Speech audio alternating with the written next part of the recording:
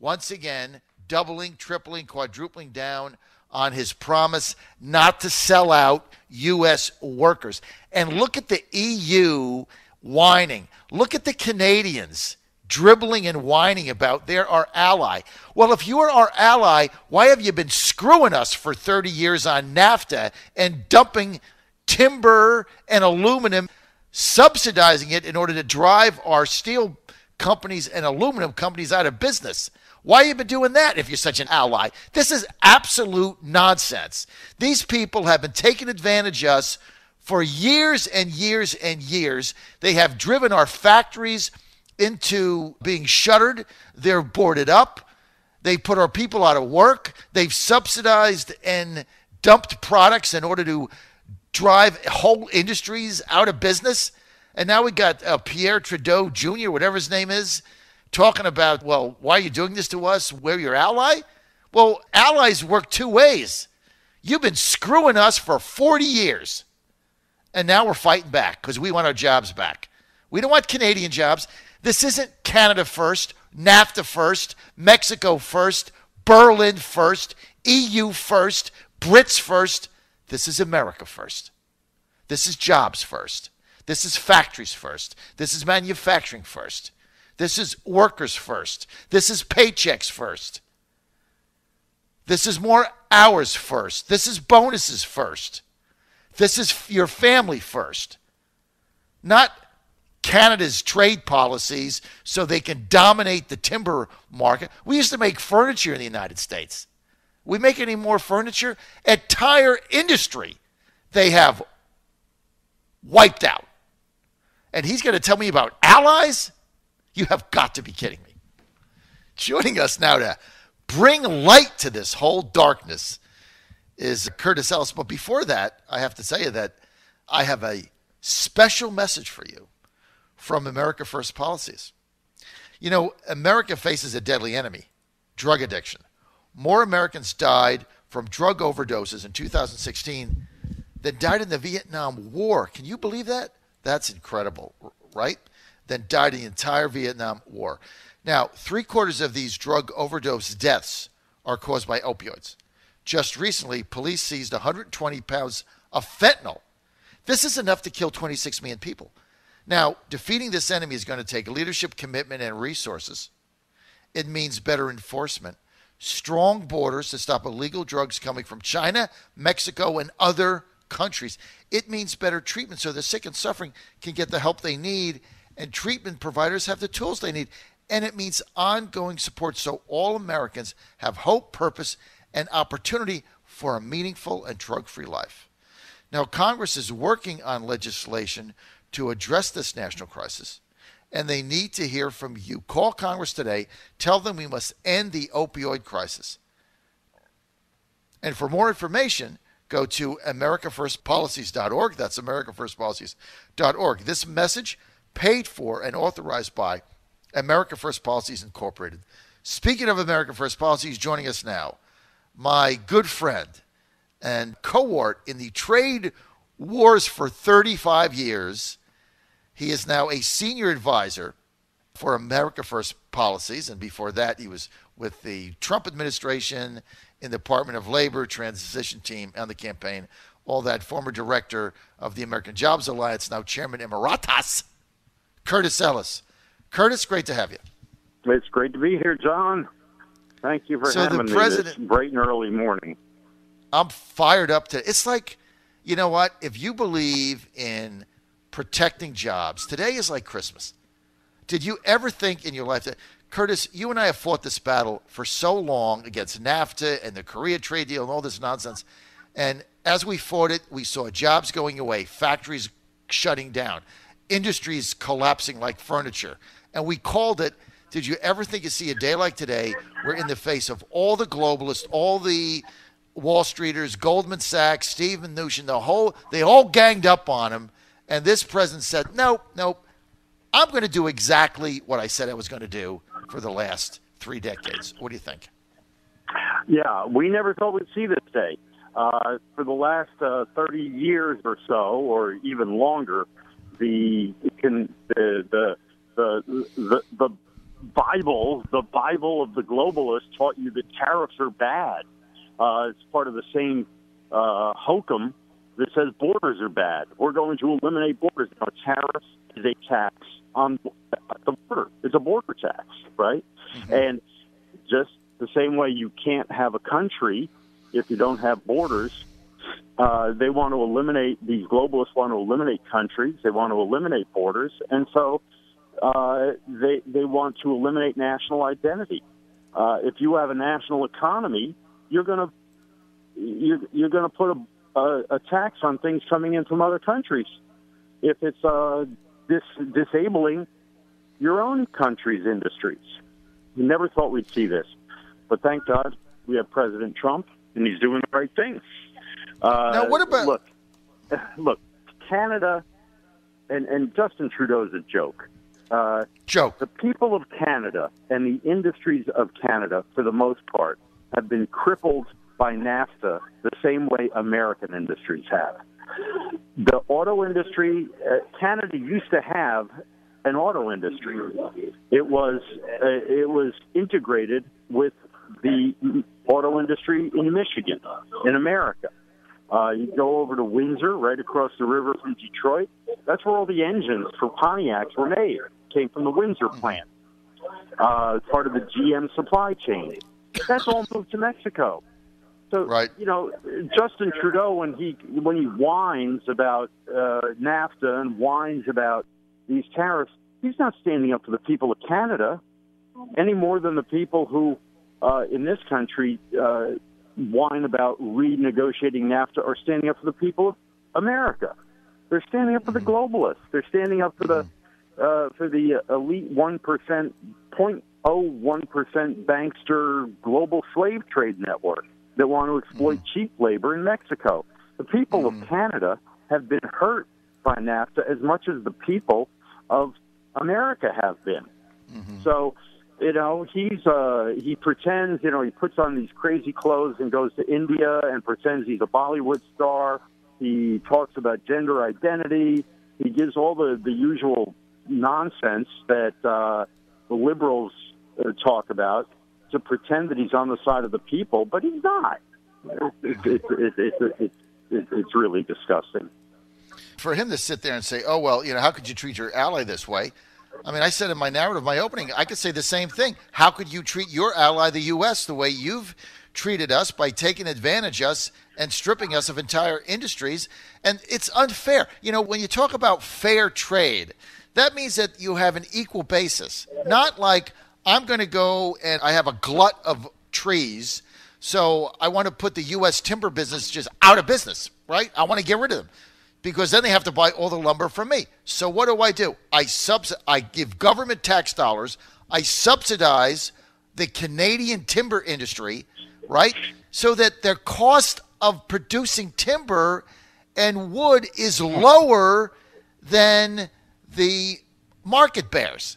Right, because they're subsidizing it. It would be like the government subsidizing my radio show so that I could sell my advertising at 50% of the cost of everybody else. I'd get all the ads, wouldn't I?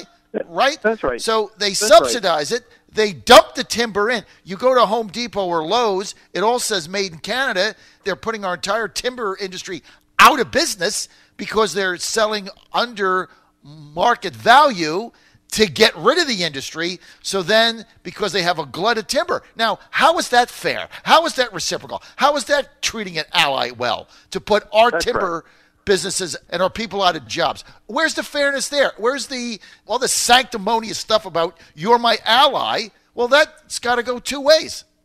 That's right. And look, they do the same thing with their dairy industry, and they do the same thing with their drug industry. They put price caps on the drugs. Everybody, all the Democrats say, well, let's import cheap drugs from Canada. Well, the reason the drugs in Canada are cheap is because the Canadian government puts price caps and price controls on the drugs. So the American drug companies have to cut prices in Canada. And guess what that does? That forces prices up in the United States because the companies have to make back their research and development costs somewhere. They do it on the backs of Americans because Justin Trudeau and the Canadians are getting a free ride. When he says ally, substitute the word freeloader and you'll get the true picture of what's going on up there. It is so ridiculous to hear him whining. And now you're getting the same thing from the EU. I just want people to understand how this works, okay?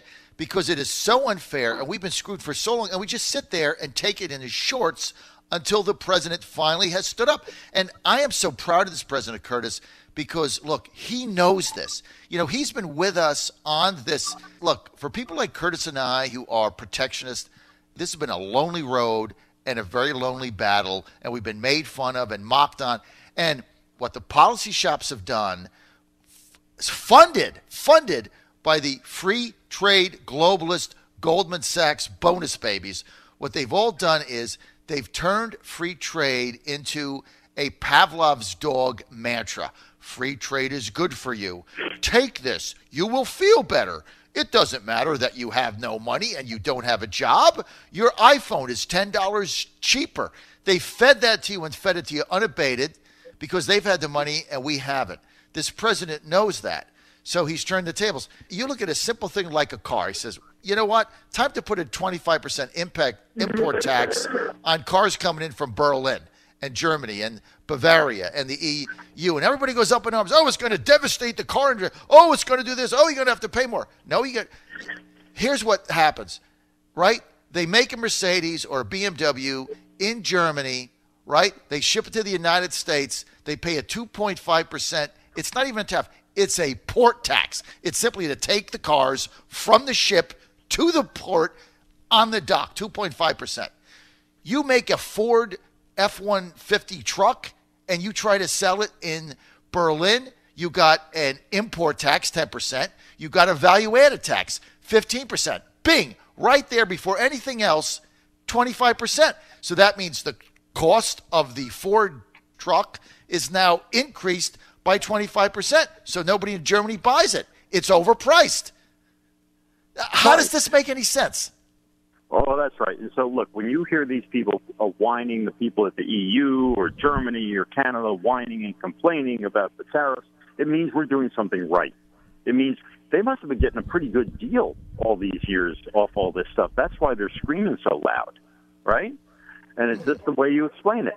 There's a 25% tax, value-added tax, slammed on every American product coming into the European Union, and they're getting away with murder. They're getting a free ride when they send stuff to this country. That's got to end. I mean, we were looking during the transition period to at how you could, and there's a good case to be made that these value-added taxes. I don't want to get lost in the weeds here on this. They are subsidizing their exports and they're crippling imports from America. And that's illegal under international trade rules, but nobody's had the guts to make the case and to enforce it. And President Trump's finally starting to do it. And then you've got, who is that person we just heard from for the European Union, their chief trade representative, who says, well, we're going to bring a lawsuit to the World Court. Oh, good luck with that. Oh, Excuse me? You're going to bring a lawsuit against our policy on trade to who? Like, the world who? The world court? And they're going to decide U.S. sovereign trade policy? I mean, this is how ridiculous this whole thing is. Well, I mean, if people just wake up and smell the coffee. It's like, this is about the erosion of national sovereignty. We're supposed to bow down and surrender to the World Court in Geneva. The World Trade Organization is supposed to set our tax rates. They're supposed to write our tax policy. The World Court is supposed to write our criminal policy. You've got these world organizations that we're supposed to, they're going to determine what comes into our country, who comes into our country, what kind of migrants and workers and guest workers, how we write our visa policy is supposed to be decided in Geneva, not Washington. That's the vision these people have for us. And President Trump says, no, thank you. No, thank you. That's it. No, thank you. I'm president of the United States. I'm not president of the world. We had this guy, President Obama, who thought he was president of the world. He thought, we've got to do what's good for the global economy. And if we can raise people out of poverty in Malaysia, that's what we're going to do. President Trump says, we've got to do what's good for the United States of America. And if we can raise people out of poverty in Mississippi, that's what I'm going to do. Malaysia can take care of itself.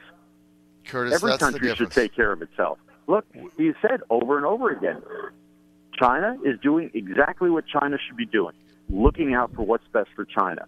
It's about time we had somebody in Washington that looks out for what's best for America. As long as you do that, and everybody does that, the global economy will work perfectly. But when you've got everybody trying to figure out what works for the global economy, you get this mishmash, and it ends up what works best for Goldman Sachs.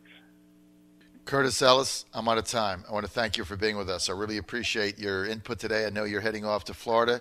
Good luck. Have a good weekend. Hey, just tell our audience very fast about, if you're comfortable with it, the interview you're going down, who you're going to meet with in Florida. I think that's really fascinating.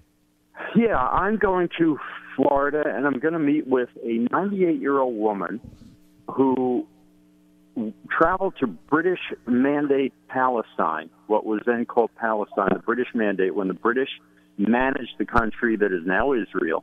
They managed the territory.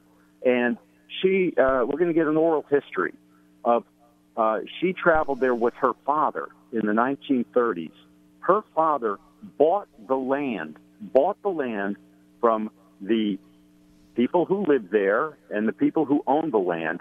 And the land is now known as it's a city outside of Tel Aviv. So we're going to get this on tape and record the history of how the country now known as Israel was created. So when you hear people saying, "Oh, the Jews stole this land," and the Zionists stole the land from the Arabs, that's a lie. And I'm going to talk to the person who was there when it was purchased. It was bought. It was sold. And the Arabs were like, "You want to give us money for this wasteland? Sure, we'll take all your money. You can have it all. You can have all the land you want. Let me bring my neighbor in. He'll sell you his land too, because this is a joke." So, Curtis, where else but the John Fredericks Radio Show do you spend 20 minutes talking about trade, tariffs, and how the land for Israel actually got first purchased? Only on the John Fredericks Radio Network. All the same segment. History lesson right there. You're Curtis, the commander of common sense, my brother. The commander of common sense. You're Godzilla of the truth in America right here. I'm having fun today, Curtis. This is like Christmas for me.